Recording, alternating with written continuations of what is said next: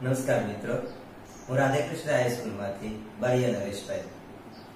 આજે જે વિજ્ઞાન અને ટેકનોલોજી ઉપર જે દુનિયા હાલી રહી છે અને એની સાથે જે એક મોટી મહામારી આપણી સાથે એક મોટી ખતરનાક ભૂમિકા ભજવી રહી છે, એ ભૂમિકાને પહોંચી વળવા માટે અને વિદ્યાર્થીના જીવનની અંદર જે અત્યારે કપરો કાળ ચાલી રહ્યો છે એની અંદરથી બહાર નીકળવા માટે એક નાનકડો એવો પ્રયાસ અમે કરી રહ્યા છીએ. તો તેની અંદર તમે અમને સાથ સહકાર આપશો એવી અમને સંપૂર્ણ તમારી ઉપર આશા છે. તો આજથી આપણે શરૂ કરીએ છીએ વિડિયો લેક્ચર કે જેની અંદર આપણે ઘર બેઠા જ આપણા અભ્યાસક્રમને આગળ ચલાવશું અને જ્યારે સ્કૂલો ખુલશે ત્યારે પણ એ અભ્યાસક્રમ તો ચાલતો જ રહેવાનો છે, પરંતુ આ ભાવિ આ 2 મહિના કે 3 મહિના માટે જે આપણે એકદમ નિરાંતે બેઠા ન રહીએ, થોડીક મહેનત કરતા રહીએ, એ હેતુસર નાનકડા એવા લેક્ચરો જે ગોઠવા છે એની અંદર તમે પૂરો સાથ સહકાર આપશો.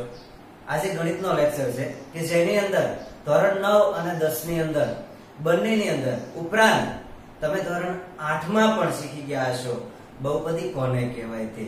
તો બહુપદી વિશે આપણે વાત કરવી છે. તો સૌથી પહેલી બાબત એ બહુપદી એટલે શું?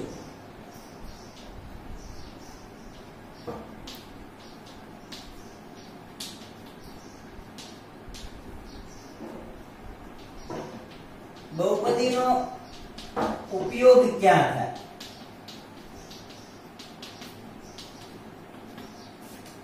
તમે સતત આપણા જનજીવનમાં જોશો તો અમુક વખતે તમે સાંકળ જોતા હશો, ગળીમય ગળી, એક સાથે બીજાનું જોડાણ અને એક સરખા આકારની અંદર જોડાણ હશે. જેમ કે તમે હિંડોળાની સાંકળ જુઓ તો સાંકળની અંદર એક ગળીની સાથે બીજી ગળી, ત્રીજી ગળી, ચોથી ગળી, જે શૃંખલા રચાણેલી છે, એ શૃંખલાને બહુ રૂપ તરીકે ઓળખી શકાય. પણ આપણે બહુપદીની વાત કરવાની છે, આપણે ગાણિતિક શબ્દ વાપરવાનો છે. તો આપણા જનજીવનની અંદર બહુપદીનો ઉપયોગ થાય છે પણ આપણને ખબર હોતી નથી. જેમ કે મોટા એફિલ ટાવર છે, ટાવરને ઝૂલતા મિનારા હોય તો એની અંદર પણ ઘણી બધી સાંકળોથી એ પુલ ઝૂલતો હોય એવું આપણને લાગતું હોય. તો એ સાંકળ છે એ એક પ્રકારની બહુપદી તરીકે જ ઓળખાય છે. જેમ કે એક એક્ઝામ્પલ તમને આપું છું. આપણે એના પહેલા બહુપદી શીખ્યા પહેલા આપણે બેઝિક અભિવ્યક્તિ જોવી પડશે. બેઝિક અભિવ્યક્તિ કઈ રીતે થઈ શકે? જેમ કે એક તમે ચોરસ લેશો, આ ચોરસની દરેકની બાજુ તમારી પાસે 3 સેન્ટીમીટર છે. તો પરિમિતિ તો આપણે જાણીએ છીએ. આની પરિમિતિ અર્થાત આપેલી આકૃતિની દરેક બાજુનો સરવાળો. તો 3 + 3 + 3 + 3 મતલબ થયો 12 સેન્ટીમીટર. તમે ક્ષેત્રફળ જોશો તો કે બાજુનો વર્ગ L², જેને બોલશું તો કે 3 નો વર્ગ 9 થશે. પણ આમાં તો માત્ર ને માત્ર અંકથી જણાવવામાં આવ્યું છે અને આમાં કોઈ બહુપદી રહી નથી. એક જવાબ આપણને પરફેક્ટ મળે છે, પરંતુ આપણે આને જો બેઝિક અભિવ્યક્તિ કરવી હોય તો તેના માટે ધારી લો કે એ ચોરસની અંદર દરેક બાજુનું માપ માત્ર ને માત્ર x સેન્ટીમીટર છે. મતલબ એવો થયો કે આપણે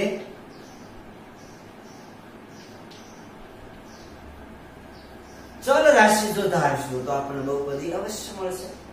ચલ રાશિ તરીકે x લીધા. હવે તમે વિચારો કે પરિમિતિ કેટલી થઈ? તો કે x + x + x + x = 4x. તો આ જે 4x આવ્યા એ બેઝિક અભિવ્યક્તિ થઈ ગઈ. આ માત્ર સંખ્યાત્મક જે જવાબો મળતા હતા એ તે આપણી બેઝિક અભિવ્યક્તિ નથી, પરંતુ જે ચલ રાશિમાં આપણને જે પદ મળે છે તે બેઝિક અભિવ્યક્તિ છે. એવી જ રીતે ક્ષેત્રફળ આપણે શોધશું તો બાજુનો વર્ગ L² = બાજુ છે આપણી પાસે x નો વર્ગ, બેઝિક અભિવ્યક્તિ થઈ x².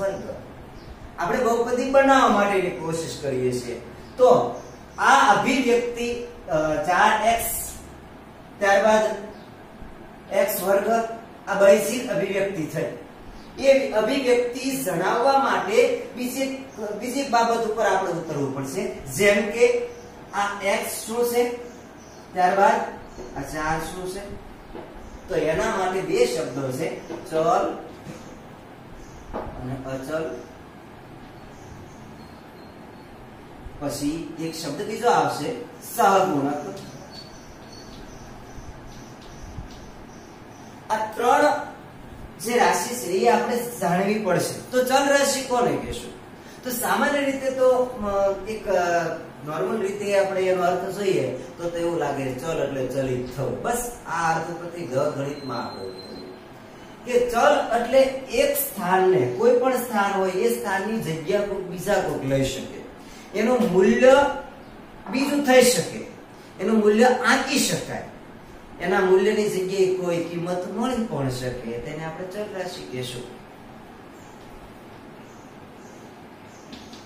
જેનું મૂલ્ય આંકી શકાય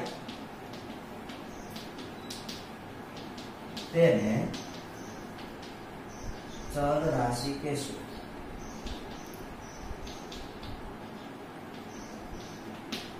એ જ રીતે જેનું મૂલ્ય ચોક્કસ છે,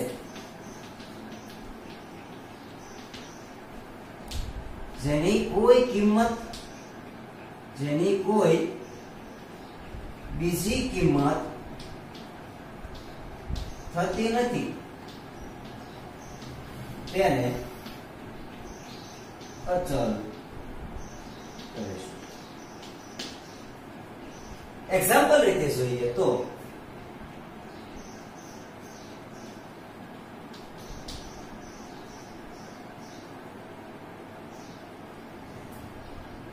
A થી Z, જેને કહેશું બીજી વિશેના અક્ષરો.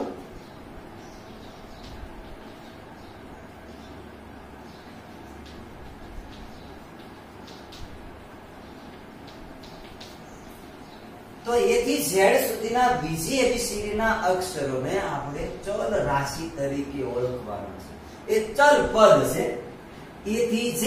પણ મોસ્ટ ઓફલી આપણે જે વાપરતા હોઈએ છીએ બહુપદીની અંદર તે લગભગ x y z કે a b c કે p q r આ જે 9 શબ્દો છે, 9 અક્ષરો છે, એનો વધારે પડતો આપણે ઉપયોગ કરતા હોઈએ. એ જ રીતે અચળ રાશિનું જો એક્ઝામ્પલ જોઈએ તો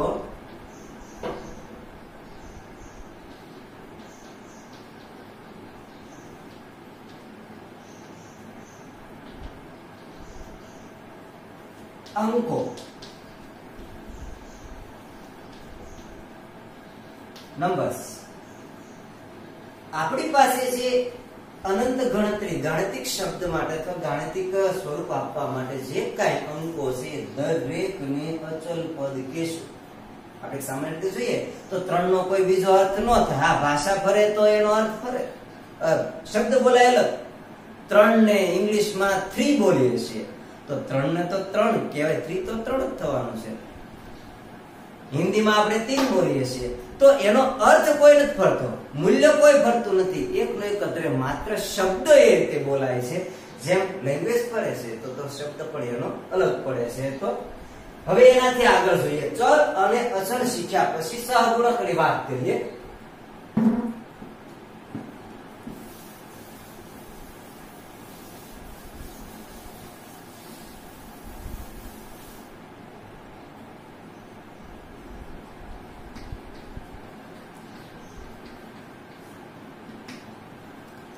સહગુણક કોને કહેશું? હજી આપણે બહુપદી વિશે તો જાણ્યું જ નથી. માત્ર એની જે બૈજિક અભિવ્યક્તિ કેમ થાય, કયા કારણોસર થાય, કયા પદોને ઉમેરવા પડે, તો બહુપદી જે બનવાની વાર છે. પણ એ પહેલા એની મૂળ જે વસ્તુ છે, મૂળ જે તથ્યો છે એને આપણે શીખી લઈએ. તો સહગુણક કોને કહેવાય? તો ચલ અને અચળ જાણ્યા પછી સહગુણક લગભગ બહુ સરળતાથી આપણે જાણી શકીએ. જેમ કે કોઈ ચલ રાશિ સાથે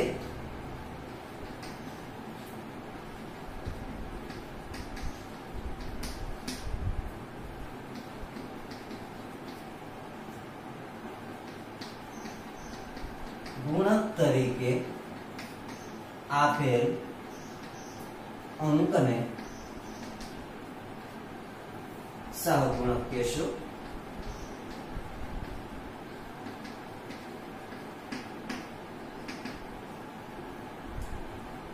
એક્ઝામ્પલ 5x मतलब x એ ચલ રાશિ છે, જ્યારે 5 છે x નો ચલ નો સહગુણક કહેશું.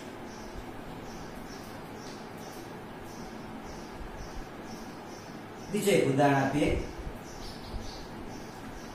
7x વર્ગ પ્લસ 5x પ્લસ 8 તો x વર્ગ નો સહગુણક 7x નો સહગુણક 5 અને 8 છે અચલ પદ તરીકે ઓળખાશે. તો ચલ x એ આપણી બહુપદીના સ્વરૂપ તરીકે ઓળખાય છે. જો ચલ x હોય તો બહુપદીને આપણે માટે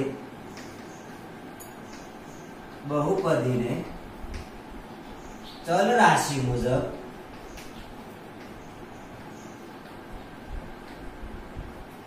p of x મતલબમાં ચલ x માં આપેલી બહુપદી p of x તથા અન્ય કોઈ ચલમાં દર્શાવેલી બહુપદીને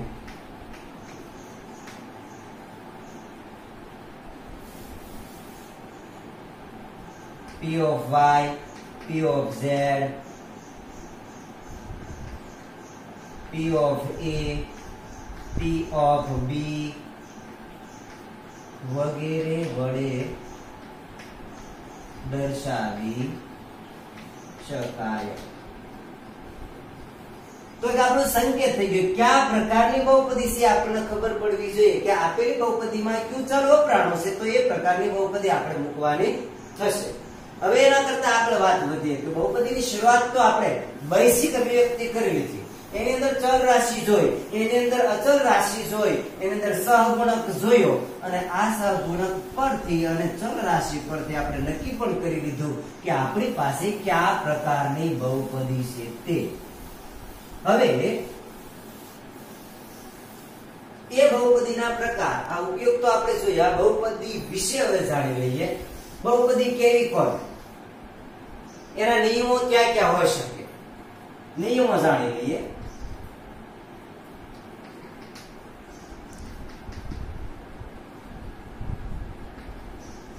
બહુપદી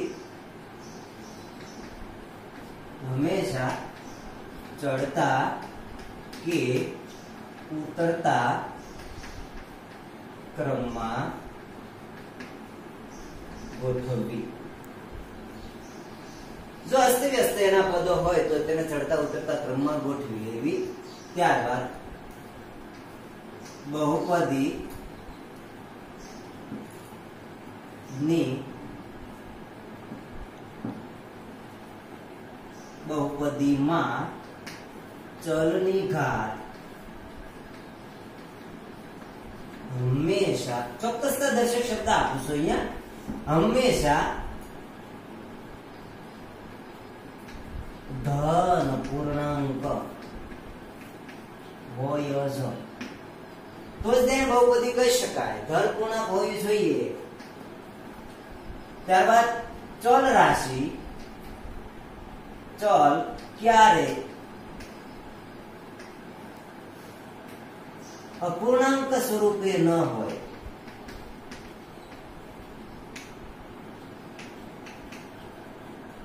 અપૂર્ણાંક સ્વરૂપે ના આવવો જોઈએ. મતલબ ચલ રાશિ તો હંમેશા એક શબ્દ બીજો પણ વાપરી શકીએ આપણે, ધન પૂર્ણાંકની સાથે ચલ 0 પણ હોઈ શકે. ચલ 0 મતલબ 0 હોઈ શકે. એ વાત સમજી લેવાની જરૂર છે. ઘણી વખત એવું બને છે કે ચલ હોય જ નહીં તોય તે બાળકોને ખબર નથી હોતી કે ત્યાં 0 ઘાત કઈ રીતે છે. જેમ કે અહીંયા આપણે માત્ર 7 લખીએ છીએ, p of x બરાબર 7 છે, તો આની અંદર ઘાત આપણી પાસે 0 છે કે નહીં ખબર નથી પડતી. તો હા, x ચલ ની અંદર જો આપણી બહુપદી હોય તો અહીંયા 7x ની 0 ઘાત હોઈ શકે. મતલબ એવો થઈ ગયો કે કોઈ પણ ચલની 0 ઘાત નું મૂલ્ય હંમેશા 1 જ થાય. અર્થાત 7 ગુણ્યા 0x ની 0 ઘાત મતલબ 1, તો 7 એકા 7.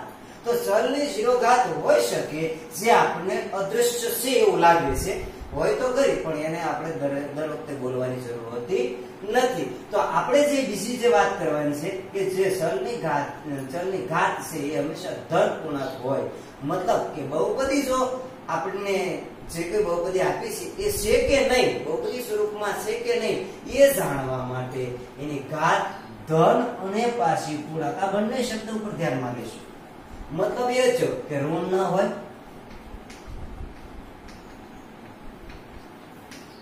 બીજું પૂર્ણાંક મતલબ અપૂર્ણાંક ન હોય. જો એ પ્રકારની કોઈ બહુપદી આવતી હોય તો એ ના પાડી દેવાની કે એ બહુપદી કહી શકાય નહીં. જેમ કે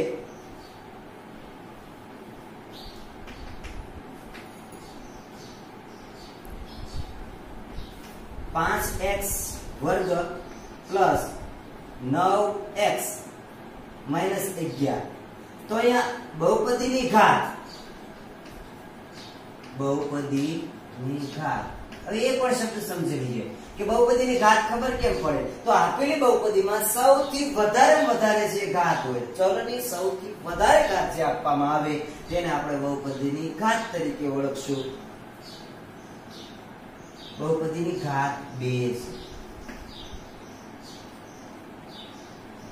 સૌથી વધુ ઘાત લેવી આપણી જાણકારી પૂરતું છે. સૌથી વધુ ઘાત હોય એ જ બહુપદીની ઘાત કહી શકાય. તો અહીંયા x વર્ગની ઘાત 2 છે, અહીંયા x ની 1 ઘાત છે, અહીંયા x ની કેટલી ઘાત હોઈ શકે? 0. કારણ કે આગળ આપણે સમજી ગયા કે કોઈ પણ ચલની ઘાત એની અંદર જો ચલ રાશિ જે આપેલી છે બીજા પદોની અંદર, તો એ છેલ્લે અચળ પદની સાથે પણ ચલ રાશિ તરીકે x હશે તો બહુપદી x સ્વરૂપમાં હશે તો x હશે, y હશે તો y સ્વરૂપમાં હશે y હશે, z સ્વરૂપમાં હશે તો z હશે, પરંતુ એની ઘાત 0 હંમેશા ગણતરી થશે, જે આપણે લેવાની હોતી નથી. માત્ર આને આપણે અચળ પદ જ ગણશું, x ની 0 ઘાત છે એમ કહી શકશું નહીં. તો સૌથી વધુ ઘાત એ બહુપદીના ઘાત તરીકે ઓળખાય. વાત આવી પહેલે કે ધન પૂર્ણાંક, તો ઘાત બધી કેવી છે? ધન પૂર્ણાંક. છેલ્લે અહીંયા એ પણ વાત કરી કે ચલ રાશિ જે ચલની 0 ઘાત પણ હોઈ શકે, તો અહીં 0 ઘાત છે, 1 ઘાત છે, 2 ઘાત છે. આમ જોઈએ અને આમ જોઈએ તો ઉતરતા ક્રમમાં છે, આ બાજુથી જોઈએ તો ચડતા ક્રમમાં છે. તો એ પહેલો નિયમ પણ લાગુ પડે છે, બીજો નિયમ પણ લાગુ પડે છે. ત્રીજા નિયમમાં આપણે જોઈએ ચલ ક્યારેય અપૂર્ણાંક સ્વરૂપે ન હોય, મતલબમાં ચલ x છે એ આપણે શેડમાં પણ દેખાતો નથી, તો તેના કારણે પણ કહી શકીએ આ બહુપદી છે. અને ચલ 0 કોઈ પણ ચલની ઘાત બોલશું, ચલની ઘાત એ 0 પણ હોઈ શકે, જે અહીંયા છેલ્લા પદ તરીકે આપણે દેખાડી દીધું એને આપણે અચળ પદ તરીકે પણ ઓળખશું. તો એક અર્થમાંથી બીજા અર્થ નીકળતા હોય એ પણ ધ્યાનમાં રાખશો. તો આ સંપૂર્ણ આપણી પાસે જે 4 નિયમો છે, 4 નિયમને લાગુ પડતી હોવાથી આપેલી બહુપદી p of x એ બહુપદી સ્વરૂપે ઓળખાશે. હવે એના પ્રકારો વિશે વાત કરીએ.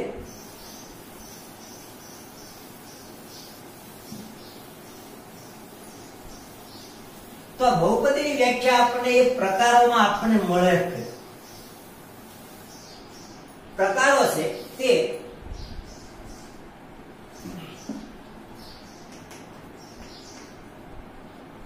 એમાં 2 ભાગ પડશે, પદને આધારે ત્યારબાદ ઘાતને આધારે. પદને આધારે અને ઘાતને આધારે પદના પ્રકાર પડશે. પદ કેટલા છે આપેલી બહુપદીમાં પદ કેટલા છે એના અનુરૂપ આપણે એનું નામ આપશું અને ઘાત સૌથી વધારે ઘાત હોય તો એને અનુરૂપ આપણે બહુપદીના નામ આપશું. પદના આધારે એક પદ હોય એક પદ માટે એક પદી કહી શકશું. બે પદ માટે દ્વિપદી કહી શકશું. ત્રણ પદ માટે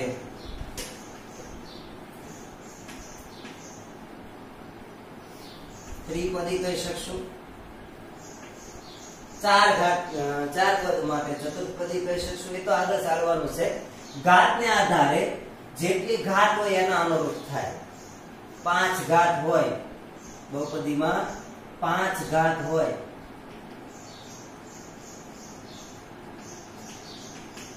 તો પંચઘાતી કહી શકાય. 2 ઘાત હોય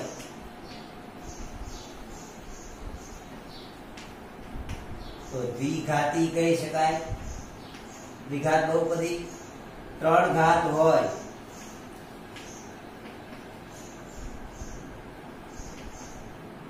તો ત્રિઘાત બહુપદી કહી શકાશે. 1 ઘાત હોય તો એને સુરેખ બહુપદી કહી શકાય. સુરેખ બહુપદી કે આ ખરી માત્ર પદને આધારે છે. હવે એક્ઝામ્પલ સાથે આપણે જોઈએ અને એની સાથે સાથે આપણે સહગુણકની વાત કરી, ઘાતની વાત કરી અને આ દરેકને લઈને એક કોષ્ટક બનાવું છું. એ કોષ્ટકની અંદર બરાબર એના વ્યાપક સ્વરૂપને આધારે આપણે બધા ભાગ પાડશું.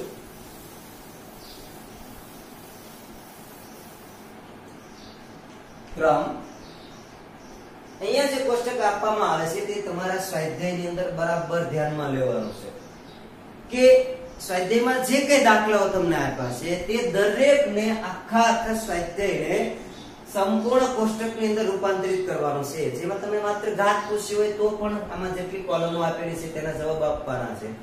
ત્યારબાદ તમને એની અંદર કોઈ કિંમતો મૂકવાના દાખલા આપ્યા હોય તો સહગુણક પૂછ્યા હોય તો એ પણ તમારે કોલમની અંદર જ તમારા જવાબ એના આપવાના છે. તો આપીશું આપણે ક્રમ, ત્યારબાદ ઉદાહરણ, વ્યાપક સ્વરૂપ,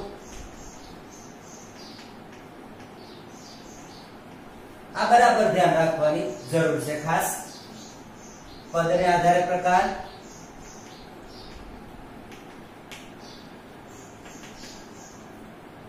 ઘાતને આધારે પ્રકાર, દરેક પદના સહગુણક,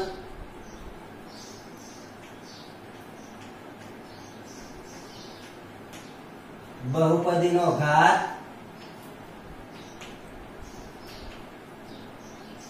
આટલી કોલમો આપણે સીમિત રાખીએ. આના કરતા વધારે પણ થાય છે પણ છતાં પણ આપણે જોશું. ક્રમ નંબર એક એક્ઝામ્પલ આપીને આપણે સાથે સાથે જોશું. સૌથી પહેલી બાબત 2x + 3 વ્યાપક સ્વરૂપ છે. અહીં x પ્રકારની બહુપદી છે. p of x આપણે આપશું. p of x = 2x + 3 છે. તો વ્યાપક સ્વરૂપ એનું બનશે ax + b, જેમાં x આપશું ચલ છે, a સહગુણક છે અને b ને કહેશું અચળ પદ. તો ત્રણે ત્રણને આપણે અલગ અલગ રીતે આંતરી દીધા. વ્યાપક સ્વરૂપ ax + b. જો તમારી પાસે 2x + 3 બહુપદીની ઘાત માત્ર ને માત્ર કેટલી આપણે જોઈ શકીએ છીએ? 1.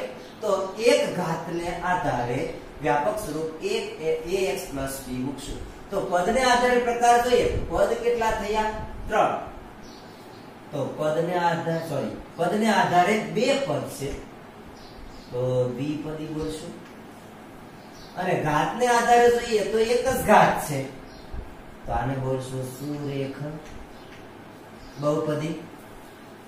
દરેક પદના સહગુણક જોઈશું તો x નો સગુણ, ટૂંકમાં લખું છું સહગુણક માત્ર છે 2, અચળ પદ આપણી પાસે છે 3 બહુપદીનો ઘાત આપણે કેવી રીતે જાણ્યો તો સૌથી વધારે ઘાત તો આપેલી બહુપદીમાં સૌથી વધારે ઘાત એક જ છે તો બહુપદીની ઘાત માત્ર કેટલી થશે 1 આ રીતે આપણે કોલમો પૂરવાની છે દરેક પદના ઘાત આપણે જાણવાની અત્યારે જરૂર નથી બીજું હવે જે મહત્વના જે આવે છે એ બરાબર ધ્યાનમાં રાખશો આપણે નામ ફેરવતા છીએ બહુપદીમાં p of y રાખીએ p of y is equal to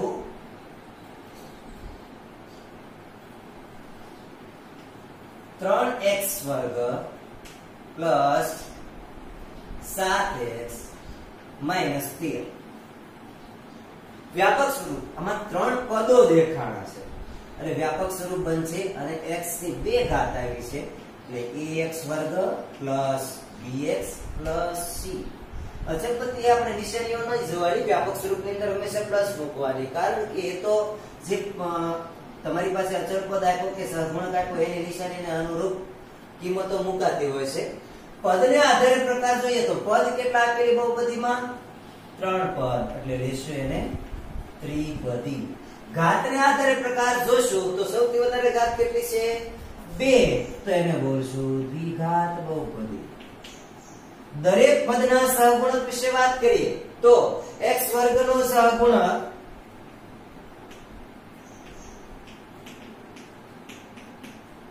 x વર્ગનો સહગુણક છે એની સાથે ગુણક તરીકે કોણ છે 3 ત્યારબાદ x નો સહગુણક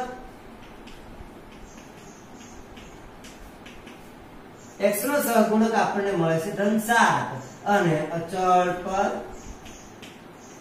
પદ આપણી પાસે છે -13 અહીંયા નિશાની સહી બોલવું પડશે એટલે જ મેં પહેલા કીધું હતું કે સહગુણક છે એ એની નિશાનીની સાથે લઈને જશે તો અચળ પદ 13 હવે બહુપદીનો ઘાત સૌથી વધારે ઘાત આપણને કેટલી દેખાય છે 2 તો બહુપદીનો ઘાત માત્ર ને માત્ર આપણે 2 કહીશું ત્રીજી બાબત ઘટના p of a બહુપદીનું સ્વરૂપ a સ્વરૂપમાં આપણે લઈએ તો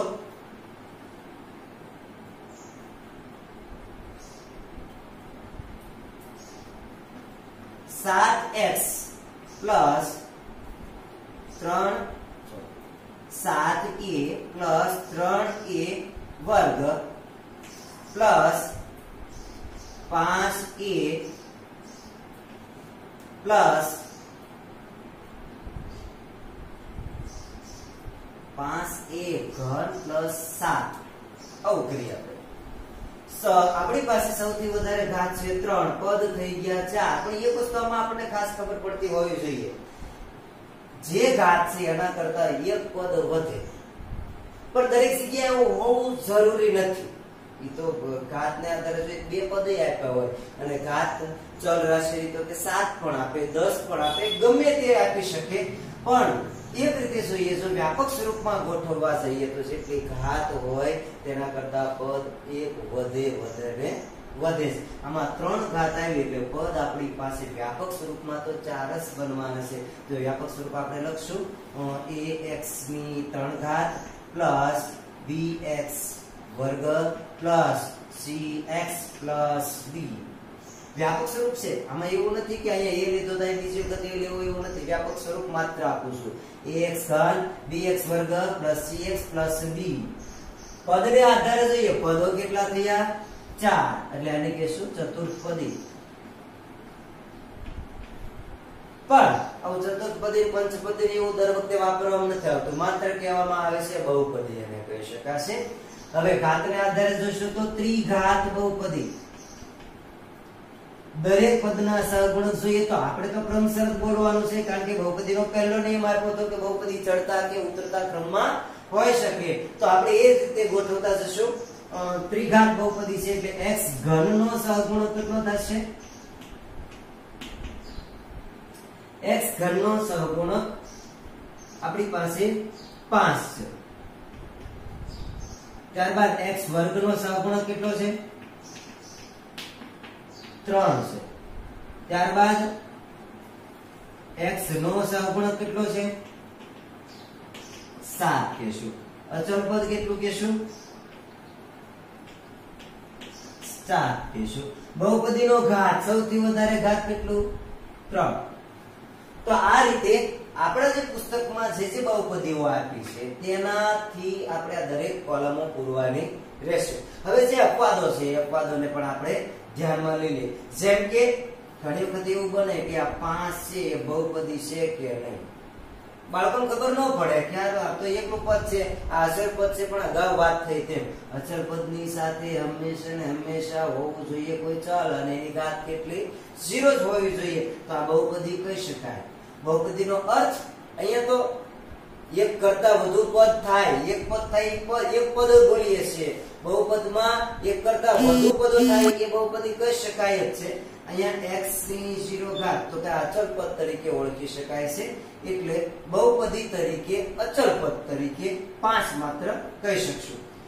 પછી વાત આગળ અપવાદ વાળી વાત આવી હતી કે તમારી પાસે માત્ર 7x ની 9 ઘાત પ્લસ 5 આવું છે. તો આનો અર્થ એવો છે કે 9 ઘાતી બહુપદી થઈ ગઈ. ઘાત પ્રમાણે આપણે જોઈશું તો 9 ઘાતી બહુપદી થઈ ગઈ. બહુપદી કહેવાય. તો મેં એવી પણ વાત કરેલી કે આની અંદર પદ છે ઘાત કરતા હંમેશા એક પદ વધુ હોવું જોઈએ. તો આમાં તો પદ માત્ર 2 જ છે. તો પદને આધારે દ્વિપદી બોલી શકાય, પરંતુ ઘાતને આધારે 9 ઘાતી. પરંતુ જ્યારે આપણે બહુપદીના ભાગાકાર કરશું ત્યારે અમુક પદની અંદર જે આપણે બહુપદીમાં ખબર ન પડે કે અહીંયા પદ કેટલા આની અંદરથી લોપ થઈ ગયેલા છે એ પદને આપણે વધારવા પડશે. પદ વધારવા માટે અંદર આપણે હંમેશા ઉત્તરતી ઘાત હોય તો ઉત્તરતી, ચડતી ઘાત હોય તો ચડતી ઘાત પ્રમાણે આને લખી શકશું આપણે 0x ના 9 ઘાત પહેલું પદ તરીકે, બીજા પદ તરીકે એક ઓછી ઘાત. ક્રમશર લઈએ તો ઉત્તરતી ઘાતમાં અહીંયા લેશું 0x ની 8 ઘાત. તો સહગુણક તરીકે આપણે 0 લેશું. મતલબ શું થયું કે કોઈ પણ સંખ્યાનો 0 સાથે ગુણાકાર કરો તો મૂલ્ય હંમેશા આવવાનું છે 0 જ આવવાનું છે. એટલે આ બહુપદીમાં આપણે માત્ર ઉમેરા કે જેથી કરીને આપણને ભાગાકાર કરતી વખતે તકલીફ ન પડે એટલા માટે આ રીતના પદ ઉમેરવાના રહેશે. ત્યારબાદ 0x ની 7 ઘાત પ્લસ 0x ની 6 ઘાત પ્લસ 0x ની 5 ઘાત પ્લસ 0x ની 4 ઘાત પ્લસ 0x ની 3 ઘાત પ્લસ 0x વર્ગ પ્લસ 0x પ્લસ અસલ પદ આપણી પાસે છે 5. હવે આપણે જોઈ લો તો કે 9 ઘાતી આવી તો પદ 10 થવા જોઈએ. 1 2 3 4 5 6 7 8 9 ને 10 10 પદ આપણી પાસે હાજર છે. તો કહેવાનો મતલબ જેટલા ઘાત હોય તેના કરતા એક પદ હંમેશા વધતું હોય છે. જોઈએ હવે એના કરતા આગળ કે આ ચેપ્ટર ની અંદર તમે પ્રાથમિક શાળાથી ભણતા રહ્યા છો. કઈ બાબત એ લગભગ બધા વિદ્યાર્થીઓને યાદ હોય જો મન દઈને ભણ્યા હોય તો અવયવીકરણ. અવયવીકરણ એક એવું ચેપ્ટર છે કે જેને અત્યારે હાલ લેવલમાં તો જોઈએ ને તો પ્રાથમિક શાળામાં તે શીખવાડવામાં આવે છે. 9મા ધોરણથી સ્પષ્ટ અવયવીકરણ આવતું નથી. અવયવોનું કોઈ ચેપ્ટર નથી, પરંતુ બહુપદીમાં એનું આલેખન કરેલું છે. એમાં સૌથી વધારે જો આપણે ઉપયોગ થતી હોય તો જે અહીંયા 2 થી 4 આપણે રીત છે કહેવામાં આવે છે એ બહુપદીમાં અવારનવાર એનો ઉપયોગ થશે. જેમ કે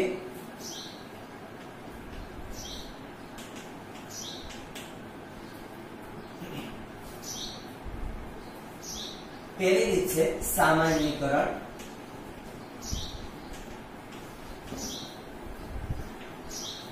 બીજી રીત છે પૂર્ણ વર્ગ ત્રિપદી. ત્રીજી રીત છે પૂર્ણ વર્ગ તફાવત. ચોથી રીત છે 3 પદના 4 પદ. જ્યારે આપણે બીજી રીતે બોલીએ છીએ 3 ની 4 રીત.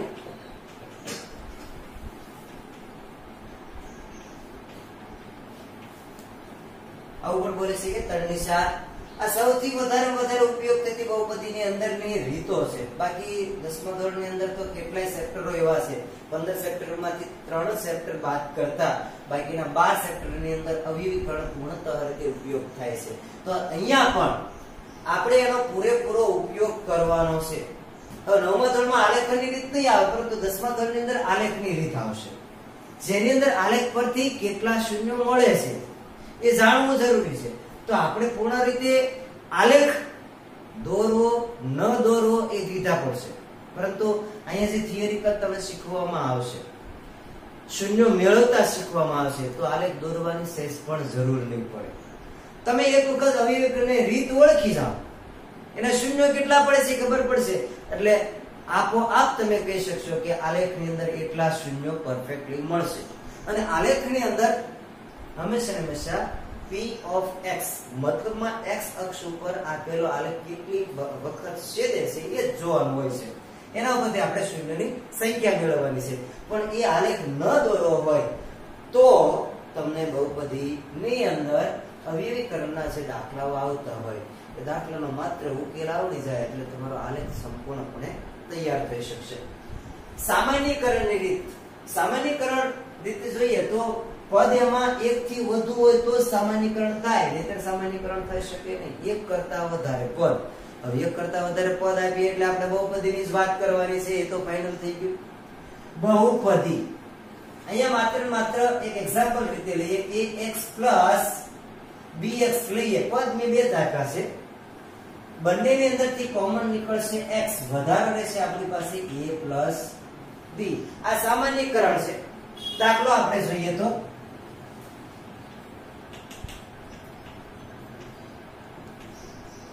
18x વર્ગ પ્લસ 9x પ્લસ 27. આ ત્રણ પદ ની અંદરથી આપણે કોમન કરવું છે, સામાન્યીકરણ કરવું છે. મતલબ એવો કે 18 ના અવયવો કેટલા પડશે તો કે 9 દુ 18. અવિભાજ્ય અવયવો જો આપણે ખબર હોય કે મોટા મોટો અંક કયો અવયવમાં આપણે પ્રાપ્ત થાય છે તો એ લખવાની, તો બાકી તો અવિભાજ્ય અવયવો પાડવાના રહેશે. 9 ગુણ્યા 2 એટલે 18. 9 ના બે અવયવો, 18 ના બે અવયવો આપણે પાડ્યા x વર્ગ. ત્યારબાદ 9 ના અવયવો તો કે 9 એકા 9 આલસેમ નામ. 27 ના અવયવો તો કે 9 તેરી 27, અને એ અચલ પદ છે એની સાથે x નથી. તો આપેલા ત્રણેય પદમાંથી આપણને સમાન દેખાતો અંક છે, આપણે કોમન લેશું, સામાન્ય લેશું, તો ત્રણેયની અંદર આપણને કોમન લાગતો અંક કયો હશે 9. તો અહીંયા લખશું આપણે 9 કોમન. હવે વધારો જોશું. આની અંદર પહેલા પદની અંદર વધારો કેટલો રહેશે 2 ગુણ્યા x વર્ગ એટલે 2x વર્ગ. ત્યારબાદ બીજા પદની અંદર 1x, નિશાની જે છે તે આપતા રહેવાની છે, 1 ગુણ્યા x એટલે x થશે. ત્યારબાદ 3 અચળ પદ તરીકે નિશાની સાથે 3. આ સામાન્યીકરણ છે. આની સાથે બહુપદી જોડાણેલી છે તો કે હા, આપણે બહુપદી સ્પષ્ટ મળી ગઈ, કોમન કાઢ્યા પછી મળી ગયેલી છે બહુપદી. હવે એ નિયમ પ્રમાણે ચાલે છે કે નહીં એ પણ જોઈ લઈએ કે આપેલી બહુપદીના ઘાત ધન છે તો કે હા, પૂરેપૂરી છે તો કે હા, ચલ x માં જ જોશું, સહગુણક છે એ રીતનો હોય તે રીતે. એક એક્ઝામ્પલ બીજું પણ આપણે જોઈએ કે આ બહુપદીને આપણે બહુપદી તરીકે સ્વીકારે, નિયમ મુજબ આવે છે તે. પણ તમારી પાસે ધારો કે √2x વર્ગ પ્લસ √7x પ્લસ 5 આવું હોય તો બહુપદી હોઈ શકે ખરી? નિયમ મુજબ જુઓ, નિયમ માત્ર એ છે કે ચલ રાશિની ઘાત હંમેશા ધન પૂર્ણાંક હોવી જોઈએ. તો ધન છે તો કે ચલની ઘાત 2 છે, 1 છે, 0 છે, એટલે એ તો છે. ત્યારબાદ ચલ છે એ અપૂર્ણાંક ન હોવો જોઈએ, અપૂર્ણાંક ન હોવો જોઈએ મતલબમાં છેદમાં ન હોવો જોઈએ. તો આપેલો ચલ છે છેદમાં પણ દેખાતો નથી, દરેક છે અંશમાં છે, છેદમાં તો માત્ર એક જ છે. તો નીતિ નિયમ પ્રમાણે જોઈએ તો આપેલી બહુપદી છે, આ બહુપદી કહી શકશું. હવે નિયમને આધીન થાય કે વિશે એક બહુપદી આપું છું તમને, 3√x પ્લસ 5. તો આ બહુપદી છે કે નહીં? તો નિયમ મુજબ જોઈએ તો x ની ઘાત કેટલી થાય કે કોઈ પણ આધાર ઉપર વર્ગમૂળ હોય તો એના એ આધાર ઉપર એની ઘાત 1/2 થશે. નિયમો પ્રાથમિક શાળા તમે જોયા હશે, x √x આપ્યું હોય તમને તો વર્ગમૂળ એના એ આધાર ઉપર ઘાત થઈ જશે 1/2.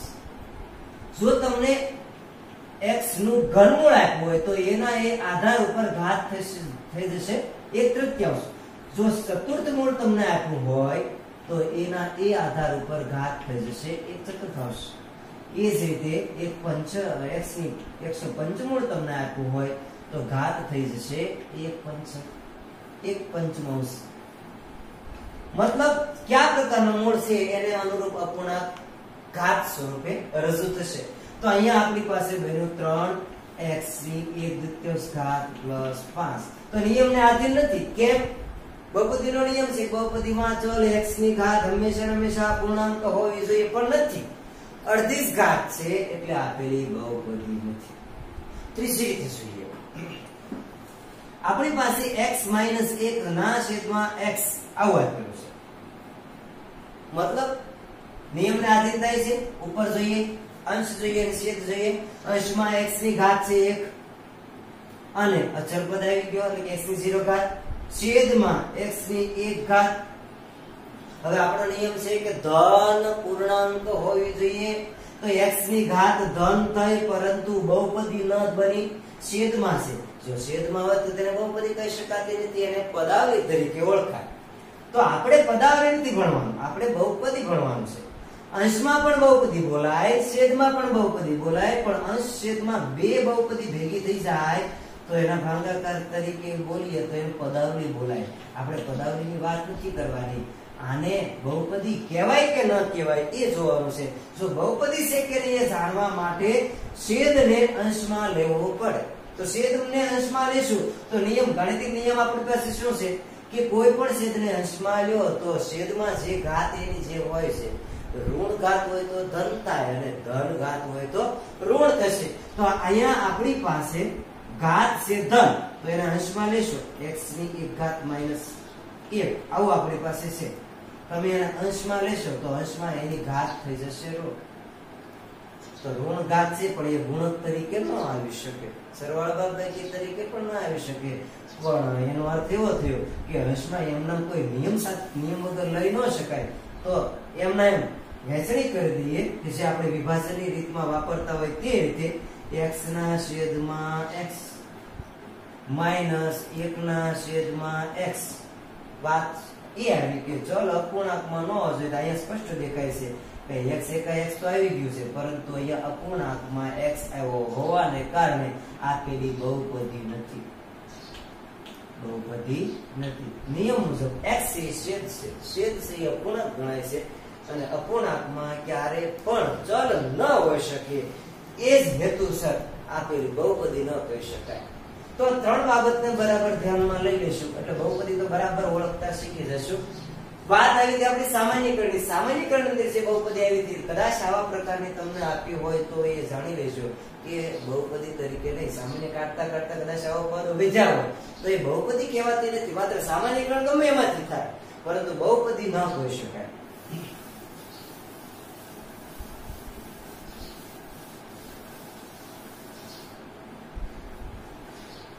વાત છે પૂર્ણ વર્ગ ત્રિપદી. આજે પૂર્ણ વર્ગ ત્રિપદીની વાત સુધી આપણે સીમિત રાખશું. પછી થોડોક એક્ઝામ્પલો તમને આપો અથવા તો થોડા દાખલાઓ હોમવર્કમાં આપું છું. પૂર્ણ વર્ગ ત્રિપદી ને 3 ની 4 એ આવતીકાલે કે જેની અંદરથી આપણે ઘણું બધું જે ડીપમાં ઉતરવા છે. કારણ કે પૂર્ણ વર્ગ ત્રિપદી આજે હજી પણ 10-15 મિનિટ આપણું કામ આમાં હાલવાનું છે. એના માટે એક્ઝામ્પલો પણ તમારી સામે રજૂ કરવાના છે. એટલે પૂર્ણ વર્ગ ત્રિપદી પેલો શબ્દ જ એ છે કે પૂર્ણ વર્ગ એટલે શું. જો આટલું આપણે કરી શકીએ, પ્રાથમિક લેવલથી ઘણા ખબર હોતી નથી પણ એ જાણી લેવું જરૂરી છે પ્રાથમિકમાં આ વસ્તુ આવ્યું હતું કે નહીં. ત્રિપદી તો તમે સમજ્યા 3 પદ આવવાના છે, પરંતુ પૂર્ણ વર્ગ એટલે શું? પૂર્ણ વર્ગનો અર્થ જો લેવા જશું સામાન્ય રીતે જોઈએ પૂર્ણ અને વર્ગ. જે સંખ્યાનું પૂરેપૂરું વર્ગમૂળ નીકળતું હોય એ સંખ્યાને આપણે પૂર્ણ વર્ગ તરીકે ઓળખશું. જે સંખ્યાનું વર્ગમૂળ નીકળી શકે, સામાન્ય ભાષામાં બોલું છું, નીકળી શકે તે પદને પૂર્ણ વર્ગ પદ કહેવાય.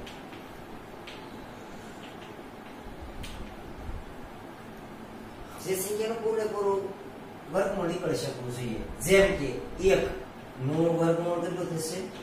1. 4 નું વર્ગમૂળ કેટલું થશે? 2. પછી તમે લેવા જશો કે √3 તો આનું વર્ગમૂળ નીકળી શકે નહીં, એ પૂર્ણ વર્ગ પદ તરીકે ઓળખી શકાય નહીં. ત્યારબાદ √9 લેવું તો લેવાય, 3 નો વર્ગ 9 છે એટલે 9 નું વર્ગમૂળ છે આપણી પાસે 3 થાય. 225 લાવો એનું વર્ગમૂળ કેટલું થશે? 15. તો જે સંખ્યાનું વર્ગમૂળ નીકળે છે એ પૂર્ણ વર્ગ પદ તરીકે આપણે ઓળખી શકવાના છે. તો એવા જ આપણે બહુપદી તરીકે લેવાની છે. પેલા એટલે જાણી લેવું જરૂરી છે કે એના વર્ગમૂળ નીકળે તો એના નિયમો ક્યાં હોઈ શકે. પૂર્ણ વર્ગ ત્રિપદીનો સૌથી પહેલો નિયમ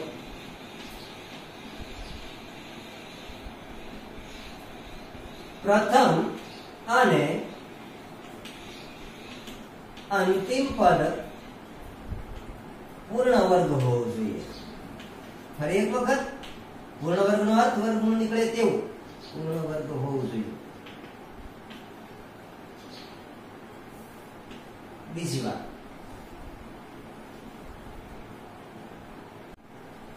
પ્લસ કે માઇનસ હોય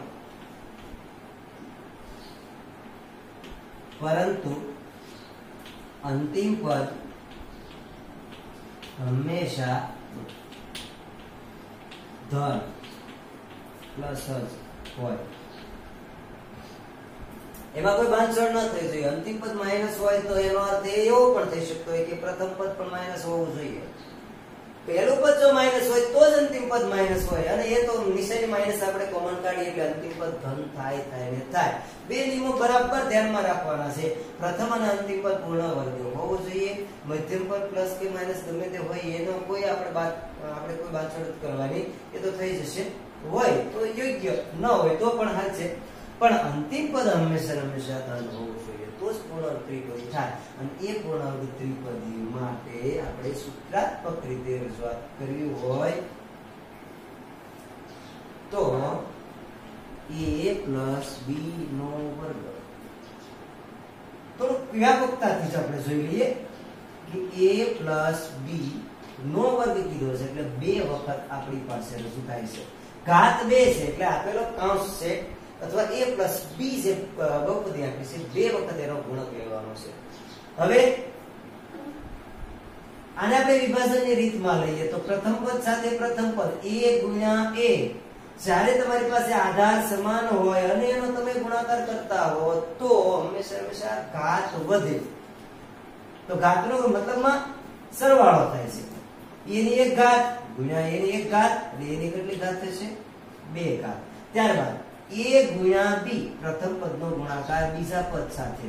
a ગુણ્યા b પ્લસ b છે એટલે આપણે લખશું અહીંયા પ્લસ ab. એ જ રીતે b ગુણ્યા ab પ્લસ ab, ત્યારબાદ પ્લસ b ગુણ્યા b એટલે થશે b².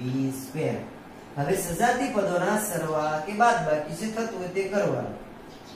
a² plus ab total plus 2ab plus b².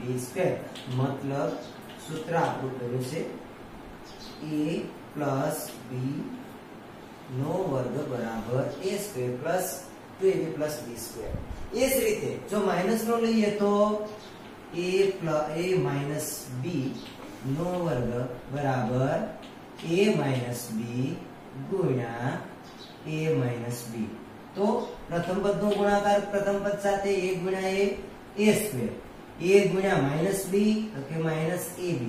ફરી એક વખત -b ગુણ્યા a તો કે -ab.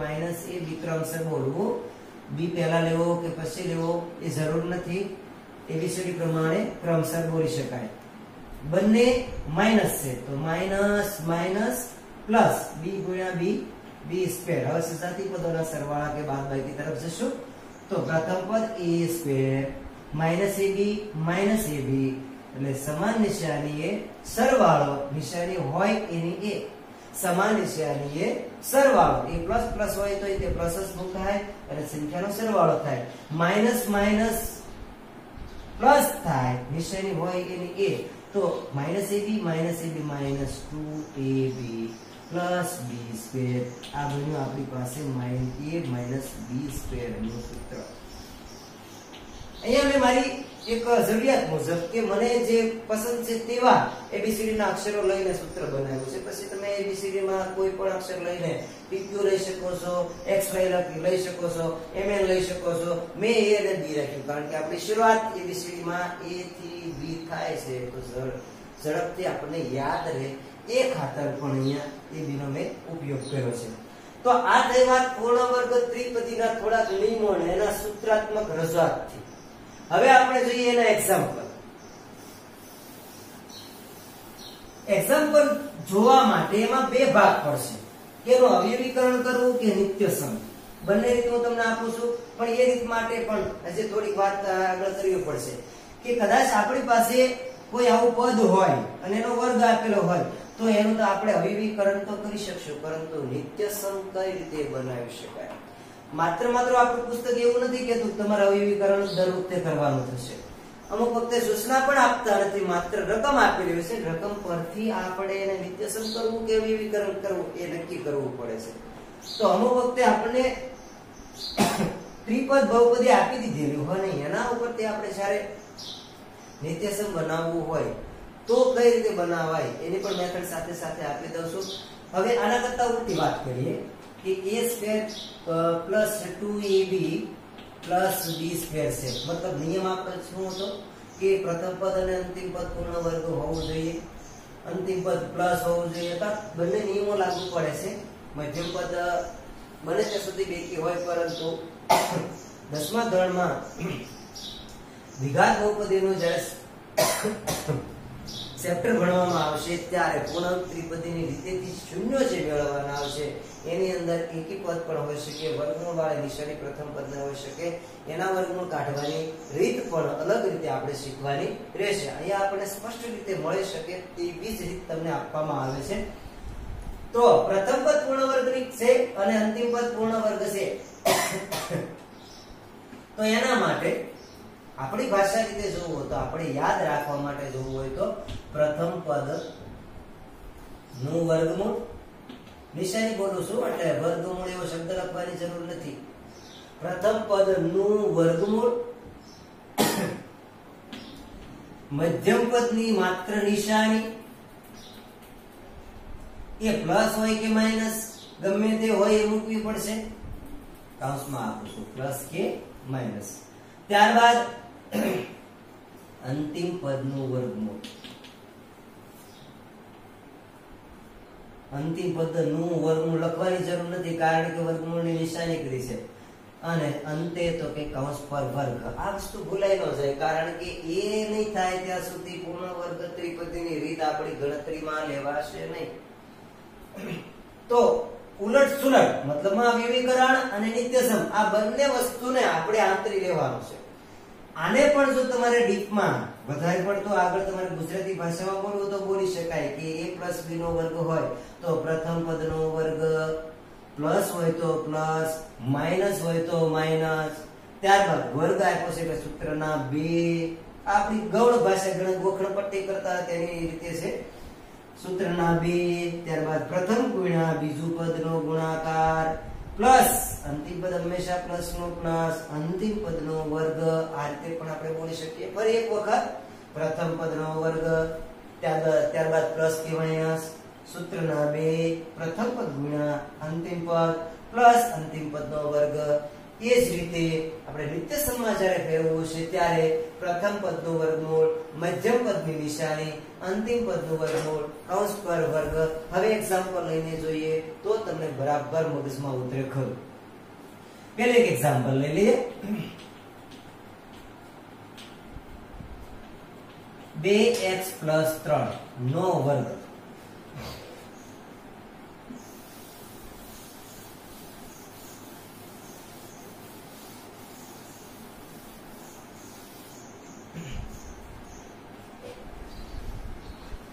તો લાંબી રીત અને ટૂંકી રીત પ્રમાણે પણ જોઈ શકાય, પરંતુ જેની અંતે આપણને ગુજરાતીમાં આપણી હાદી ભાષામાં જે તમને વાત કરી હતી તે પ્રથમ પદનો વર્ગ.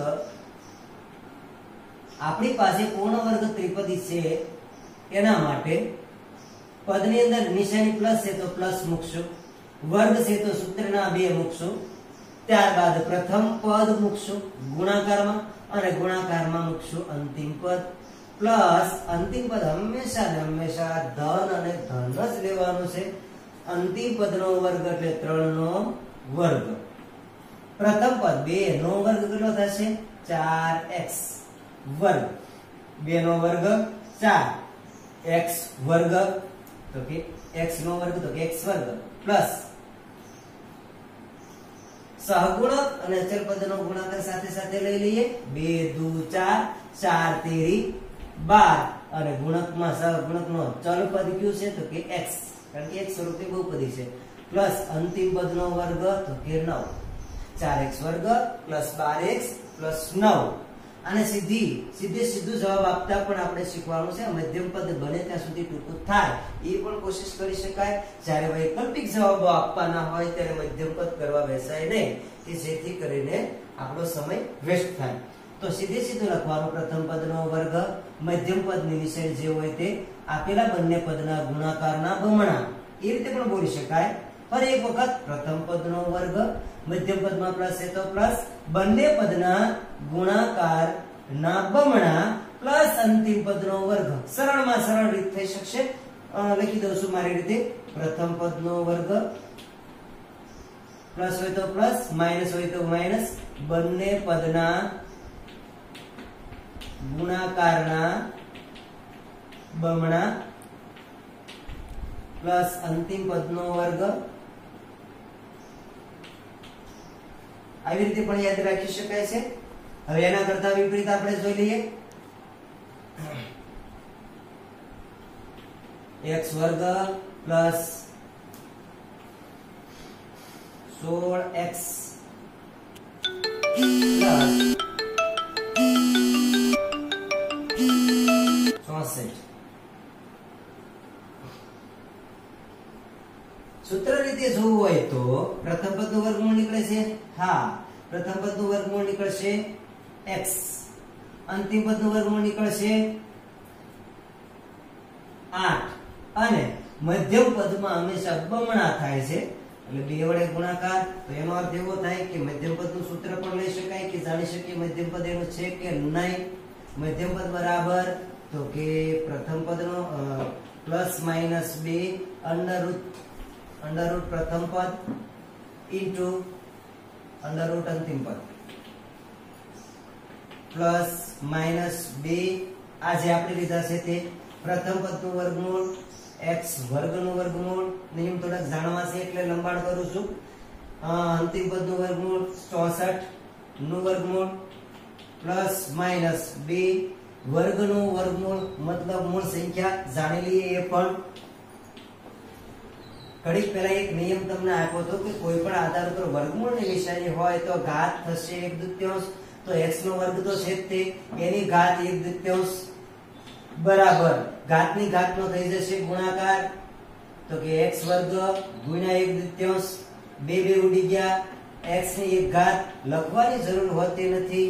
તો આપણે શોર્ટકટ રીતે યાદ રાખશો કોઈ પણ આધારના વર્ગનો વર્ગમૂળ હંમેશા મૂળ સંખ્યા હોઈ શકે. વર્ગનું વર્ગમૂળ મૂળ સંખ્યા એટલે આપણે મૂકશું અહીં માત્ર x. 64 નું વર્ગમૂળ કેટલું નીકળશે 8. હવે જોઈએ તો પ્લસ માઈનસ 2 8 16x. તો આપણી પાસે પૂર્ણતમ રીતે જોઈશું તો આપેલી બહુપદી છે એ દ્વિઘાત પૂર્ણ વર્ગ ત્રિપદી તરીકે ઓળખાશે. આ જાણકારી તો એનું આપણે નિત્યસમ બનાવવું છે. તો રીત અહીંયા આપી હતી પ્રથમ પદનું વર્ગમૂળ મધ્યમ પદની નિશાની અંતિમ પદનું વર્ગમૂળ કૌંસ પર વર્ગ. એ પ્રમાણે આપણે લઈ લઈએ તો પ્રથમ પદનું વર્ગમૂળ થશે x કૌંસમાં લખશું x. મધ્યમ પદની નિશાની આપણી પાસે છે પ્લસ તો અહીંયા લઈશું પ્લસ. અંતિમ પદનું વર્ગમૂળ 64 નું વર્ગમૂળ તો કે 8 અને કૌંસ પર ભૂલ્યા વગર લખવાનું છે વર્ગ. આ રીતની શોર્ટકટ રીત ઝડપથી આપણે ગણી શકીએ.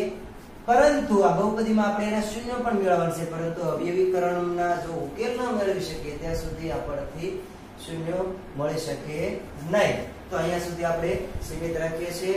હવે મળશું ફરી એક વખત આવતા લેક્ચરમાં. ત્યાં સુધી જય શ્રી રામ.